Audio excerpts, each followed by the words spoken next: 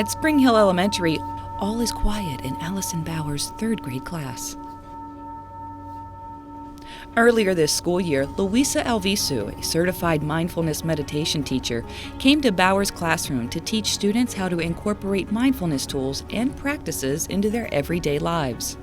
I thought you would do in that sitting position, lotus, and just say hum, but it's much more than that. It's about just relaxing and making yourself comfortable wherever you are. Mindfulness, it's a special way of paying attention to the present moment with intention, with focus, without judging, and allowing the unfolding experience to be how it is. Mindfulness is defined as a mental state achieved by focusing one's awareness on the present moment while acknowledging and accepting one's feelings and thoughts. Mindfulness is about paying attention to right now.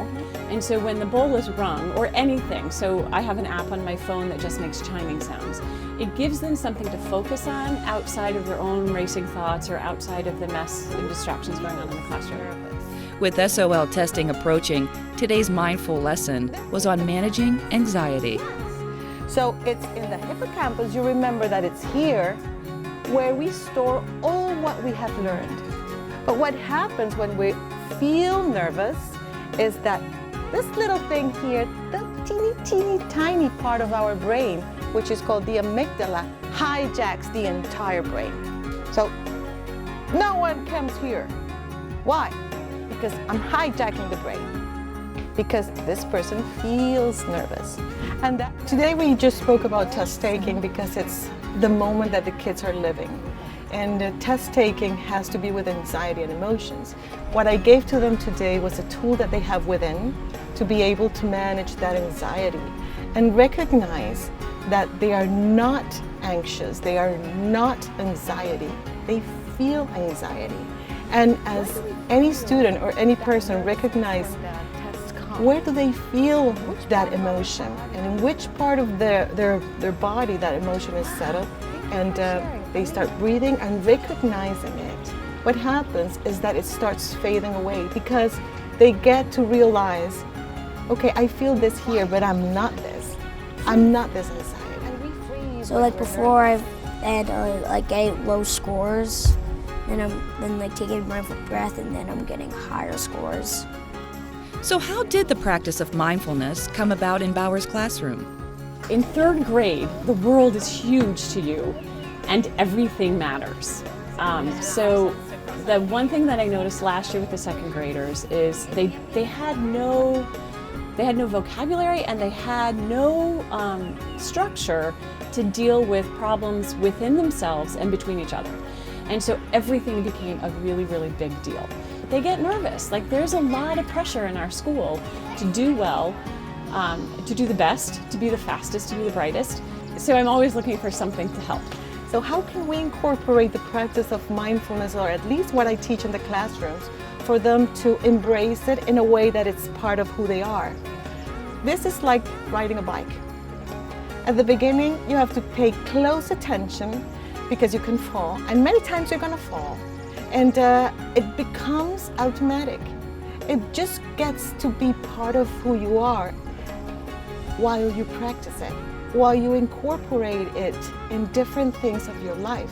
I use mindfulness when I'm angry at my brother because he stole something to me, and then I do mindfulness, and then I come back to my mother.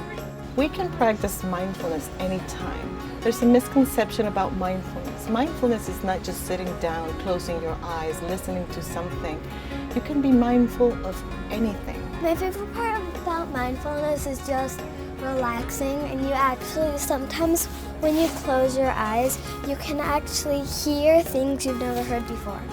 Sometimes I've never heard about when the whole classroom is silent, and then I can just hear everyone breathe, and I'm just like, whoa. So if they can start with these tools, they're the exact same tools that I as an adult use. It's the same thing. So they get practice with it. It becomes part of who they are, part of what they do. when they face a test or when they face a disappointment with a friend or when they're just feeling sad.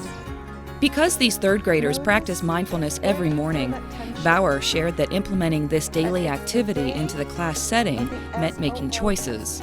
So I had to decide what I would cut out in order to put this in here. So because we choose to take those 5 minutes every day, and because I have committed to that, I know that I'm not doing as much like editing practice or spelling practice or some of the other things we would do at the very beginning of the day. But I know, and I've seen it this year, that that 5 minutes that I take has given us a toolkit where on a regular basis, I'm saving about 20 minutes a day. You're not born with skills to how to interact with people and how to deal with stress. You're not born with that. You have to be taught it. So yeah, it was a little bit difficult to implement, but I wouldn't trade it at all. While there is currently no hard data available, the outcomes of this practice have been positive, and Bauer hopes to continue with future classes. So we are the mindful class here at Spring Hill. We aren't the quietest people walking in the hallway. We are not the quietest classroom at all.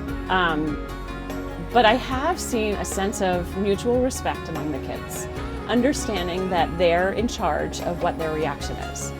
They're not in charge of what comes to them, but they have a choice. I can take a deep breath and I can move on and choose something, or I can react immediately. That's my choice. I truly believe that this class now has a tool and a habit that they can use forever.